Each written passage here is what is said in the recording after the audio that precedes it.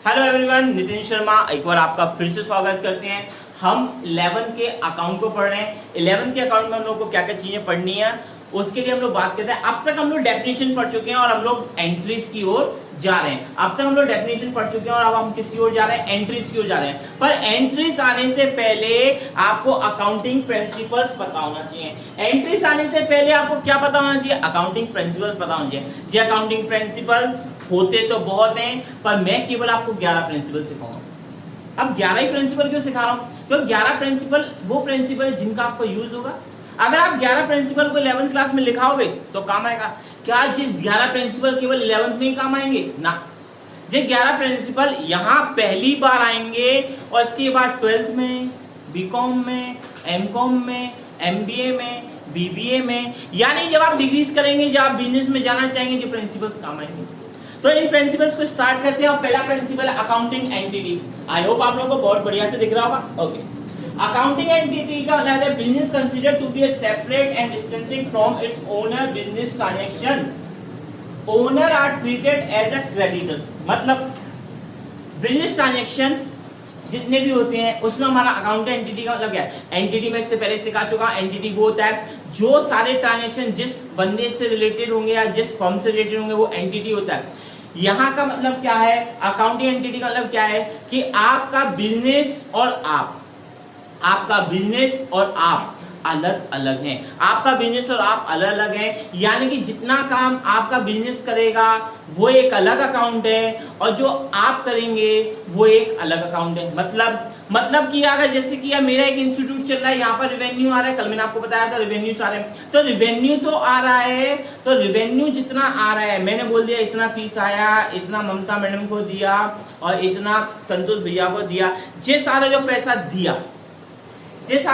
दिया वो किसके अकाउंट में से गया? जिस सारा का सारा पैसा गया माधव एकेडमी आनंद नगर 282 ब्लॉक ए के अकाउंट में से गया, यानी माधव एकेडमी के अकाउंट में से गया। पर अगर मुझे पेट्रोल के लिए पैसा चाहिए, मोबाइल रिचार्ज के लिए पैसा चाहिए, शॉपिंग के लिए पैसा चाहिए, तो ये मैं कहां से लेके आ रहा हूं? ये मैं ले जरूर रहा हूं, किससे? माधव एकेडमी के अकाउंट से, पर ये कहीं ना कहीं ये अकाउंट किसके अंदर लिखा जाएगा?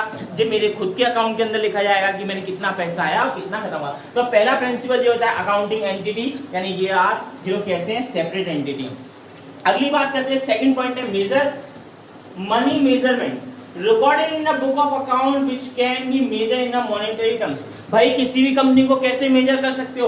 उसको मेजर कर सकते हैं उसके अकाउंट से कि भैया उसका अकाउंट प्रॉफिट में चल रहा है, लॉस में चल रहा है। तो अकाउंट में क्या होता है? पैसा। पैसे को बोलते हैं मॉनेटरी। आईएमएफ पढ़ा है, इंटरनेशनल मॉनेटरी फंड। तो एम का मतलब क्या होता है? मॉनेटरी, आईएमएफ यानी कि वर्ल्ड बैंक। तो मॉनेटरी आपको बताता है, आपके रिकॉर्ड लिखा होता है किसके अंदर? बुक्स ऑफ अकाउंट के अंदर। आपका जितना रिकॉर्ड है वो किसके अंदर लिखा होगा? बुक्स ऑफ अकाउंट के अंदर लिखा होगा। उसके कारण आपको पता चलेगा कि आपके पास कितना पैसा है और कितना आने वाला है और कितना क्या कर सकते हैं। ओके, थर्ड टर्म जो होती है वो थर्ड टर्म होती है अकाउंटिंग पीरियड। थर्ड टर्म जो होती है वो होती है अकाउंटिंग पीरियड। अकाउंटिंग पीरियड का मतलब क्या होता है? टाइम।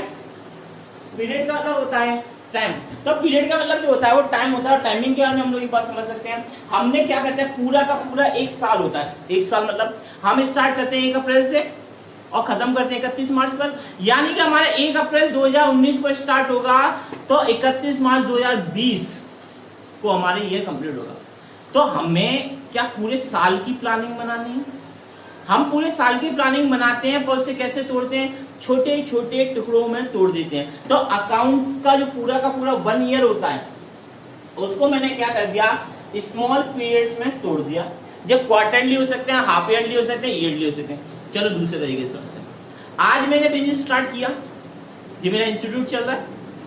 जो इंस्टीट्यूट मैंने स्टार्ट किया था आज से वर्षों पहले, आज मैं यहाँ पहुंच गया हूँ। तो जब मैंने स्टार्ट किया था बहुत टाइम पहले, तो जब मैंने स्टार्ट किया था, क्या मैंने जिस सोच के स्टार्ट किया था कि 1 साल बाद ये बिजनेस बंद कर दूंगा, 2 साल बाद बंद कर दूंगा, 3 महीने बाद बंद कर दूंगा, 10 साल बाद बंद करूंगा? बिजनेस खोलना फिक्स होता है, बिजनेस का बंद होना फिक्स नहीं। इंसान का आना फिक्स होता है कि इंसान आने वाला है, इंसान का जाना फिक्स नहीं होता। इसी प्रकार से बिजनेस होता है। तो बिजनेस का स्टार्टिंग फिक्स होती है। बिजनेस की स्टार्टिंग फिक्स होती है कि बिजनेस कब स्टार्ट करना है, किस पीरियड में स्टार्ट करना है, मानसून में स्टार्ट करना है या फिर समर्स में स्टार्ट करना है, पर ये नहीं पता होता कि इस बिजनेस को हम कब कंप्लीट करेंगे। तो इतना बड़ा, कुछ लोगों की फैमिली और फैमिली फैमिली फैमिली यानी कि पीढ़ी दर पीढ़ी बिजनेस चल रहा होता है, यानी 150 साल बिजनेस चल रहा होता है। तो यार 150 साल का हिसाब क्या एक साथ करोगे क्या? एक दिन बैठ जाओगे 150 साल बाद कहोगे अब लाते हिसाब कर, नहीं, आप इसे क्या करोगे, ईयरली तोड़ सकते हैं, क्वार्टरली तोड़ सकते हैं, 6 मंथली तोड़ सकते हैं। तो तीसरा प्रिंसिपल ये कहता है accounting period broken into the small period is also known as the accounting period. Okay, fourth point बहुत इंपॉर्टेंट पॉइंट है, फोर्थ पॉइंट बहुत इंपॉर्टेंट पॉइंट है। क्या लिखा है इस फोर्थ पॉइंट में? इस फोर्थ पॉइंट में लिखा हुआ है फुल डिस्क्लोजर। इस पॉइंट में क्या लिखा हुआ है? Full disclosure. फुल डिस्क्लोजर का मतलब क्या है? अगर आपकी कोई फर्म है या आपकी कोई एमएनसी है या फिर आपकी कोई प्राइवेट लिमिटेड कंपनी है या फिर आपकी पब्लिक लिमिटेड कंपनी है, आपका फर्ज बनता है जिन लोगों ने आपकी कंपनी में पैसा लगाया है, जिन लोगों ने आपकी कंपनी में पैसा लगाया है उनको डिस्क्लोजर करो। डिस्क्लोजर का मतलब क्या है कि तुम कंपनी में कितना गुल्लू वाला कर रहे हो, क्या करोगे, क्या होगा, कहाँ इन्वेस्टमेंट हो रहा है, कब पैसा निकल रहा है, क्या हो रहा है, या नए प्रोजेक्ट क्या है। इसके लिए एक कंपनी मीटिंग करती है, उसको बोलते हैं AGM, annual general meeting. AGM में वो अपने शेयर धारकों को बताते हैं कि नेक्स्ट ईयर हम ये करने वाले हैं। जैसे कि अभी आप लोगों ने देखा वोडाफोन और आइडिया दोनों मिलकर वीआई हो गए, ये चेंजेस हो गए।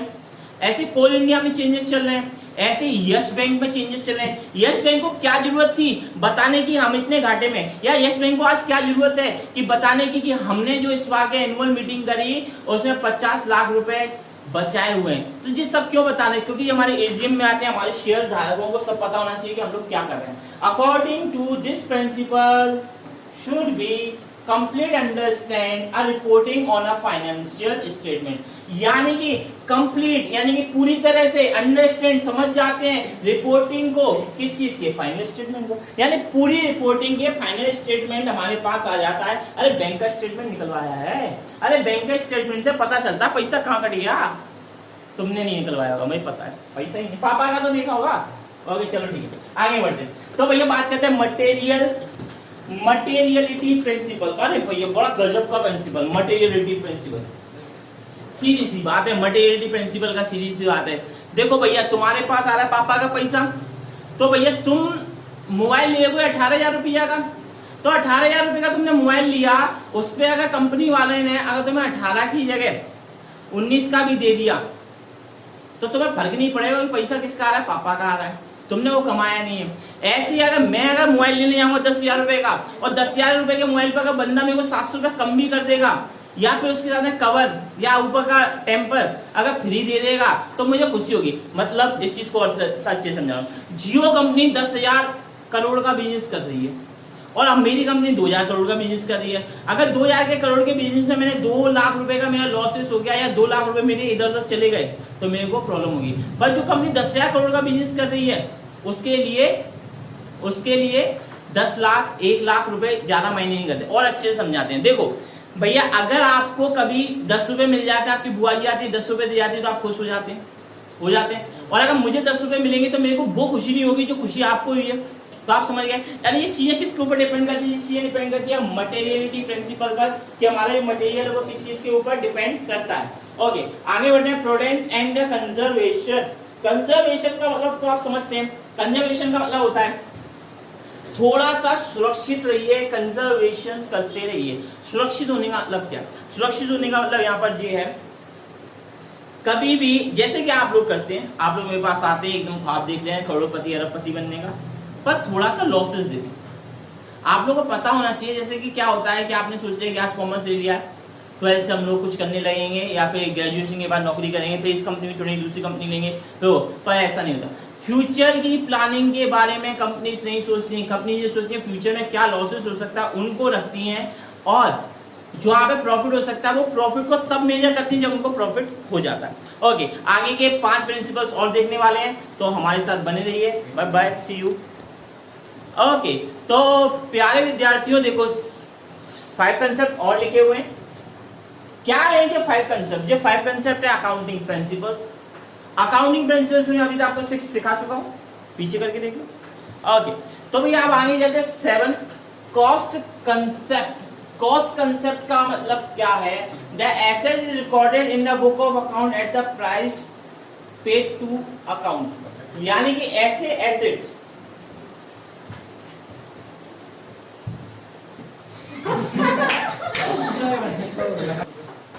तो यार सीधी सी बात है, इसमें हम लोग क्या कर सकते हैं? कॉस्ट कंसेप्ट का मतलब ये होता है कि अगर सपोज करो हमने किसी भी कंपनी से एक एसी खरीदा है, क्या किया हुआ है, किसी कंपनी से एक एसी खरीदा है, तो एसी खरीदने के साथ साथ क्या हुआ होगा, एसी का स्टेबलाइजर भी फ्री आया होगा। तो स्टेबलाइजर कुछ लोग फ्री देंगे और नहीं भी देंगे तो 2000 रुपए का एक्स्ट्रा कॉस्ट लगा के देंगे। तो जो 2000 रुपए का एक्स्ट्रा कॉस्ट लगाई और 500 रुपए वो आपके यहाँ पर इंस्टॉलेशन का चार्जेस लगाया है, तो 35,000 रुपए की एसी, 2000 रुपए का इंस्टॉलेशन यानी कि इन्वर्टर का चार्ज और 500 रुपए का इंस्टॉलेशन का चार्ज, यानी कि आपको एसी पड़ेगी 37,500 रुपए की, 37,500 की। तो आप अकाउंट में अलग अलग ना लिखते हुए एक साथ लिखते हैं, उसे कॉस्ट कंसेप्ट बोलते हैं कि आपका ओवरऑल खर्चा कितना हुआ है इंस्टॉलेशन का, कॉस्टिंग का और इन्वर्टर का, जो पूरा एक पैकेज आया है एसी का, तो आप उसका एक साथ कॉस्ट लिखेंगे, यानी कॉस्ट जो होता है। आगे जाते हैं matching concept. According to this concept the expense of an accounting period are match related, यानी कि अकाउंटिंग पीरियड में आपके जितने भी एक्सपेंसेस हुए हैं, यानी आपने इस अकाउंटिंग पीरियड के बारे में बात करी है, तो वो नेक्स्ट अकाउंटिंग पीरियड में भी उसके लॉसेज और प्रॉफिट जाएंगे। तो वो लॉसेज और प्रॉफिट आपस में कैसे होने चाहिए? मैच्ड होने चाहिए। ओके, आगे चलते हैं, बात करते हैं डुअल एक्सेप्ट और ड्यूअलिटी। ठीक है, डुअल एक्सेप्ट और ड्यूअलिटी, यानी कि यह काम क्या करता है? आप जब एंट्रीज करेंगे तो एंट्रीज में काम क्या होता है? एंट्रीज में काम होता है कि आपका क्रेडिट और डेबिट दोनों के दोनों इक्वल होने चाहिए।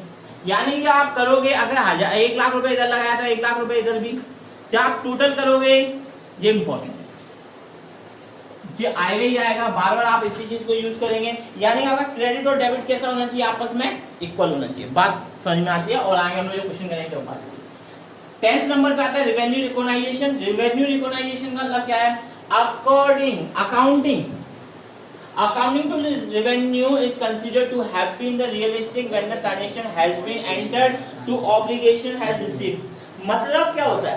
जैसे सपोज करो कि मैंने अपनी एक कंपनी है मेरी, उस कंपनी के थ्रू मैंने क्या किया कि माल को डिलीवर किया, पैसा तो मेरे पास आ गया, पैसा मेरे को 1 लाख रुपए दे गया, माल को डिलीवर किया, पर जब तक, जैसे मैं ऑनलाइन ट्रेडिंग कर रहा हूँ, तो ऑनलाइन ट्रेडिंग में क्या है कि किसी ने मेरे को ऑर्डर दिया, पेमेंट रिसीव हो गया, जैसे कि आप अमेजोन पे पेमेंट रिसीव हो गया, पर वो अपने अकाउंट में उस पेमेंट को कब लिखेगा, कब मानेगा? जब तक प्रोडक्ट डिलीवर नहीं हो जाए। यानी जैसे ही प्रोडक्ट डिलीवर हो जाएगा तो वो अपने अकाउंट में लिख देगा यस, जो भी इसका रेवेन्यू उसको मिल रहा है, 100 रुपए की चीज पर 20 रुपए मिल रहे हैं, तो वो उस तरीके रेवेन्यू तब लिखेगा जब वो प्रोडक्ट डिलीवर हो जाएगा। बात समझ में आती है? क्लियर है? आगे बढ़ते हैं।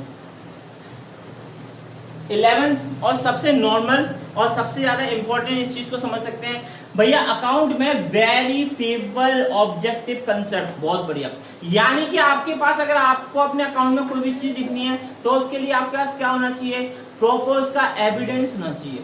आपने अकाउंट में लिखा कि मैंने बाइक ली तो बाइक का बिल होना चाहिए। आपने अकाउंट में लिखा कि मेरे स्टाफ कहीं पर बाहर गया, उसका होटल का बिल होना चाहिए। अगर आप अपने कंपनी में लगाते हैं मीटिंग्स के लिए या बाहर किसी भी कोई भी कॉन्फ्रेंस के लिए, कोई बंदा बाहर जाता है तो उसके जो एक्सपेंसेस हो रहे हैं वो तभी मान्य किए जाएंगे तब उसका प्रॉपर एविडेंस होगा। बात ठीक है? तो ये थे आपके अकाउंटिंग प्रिंसिपल, 11 अकाउंटिंग प्रिंसिपल से, इनको मैंने आपको समझाया है। इनको और डिटेल में समझने के लिए आप विजिट करें आनंद नगर 282 ब्लॉक ए। मेरा नंबर तो आपको पता ही है, नंबर है 91448200 है, नहीं आया? दोबारा समझो, 9144852006। ओके, तो थैंक यू, बाय बाय।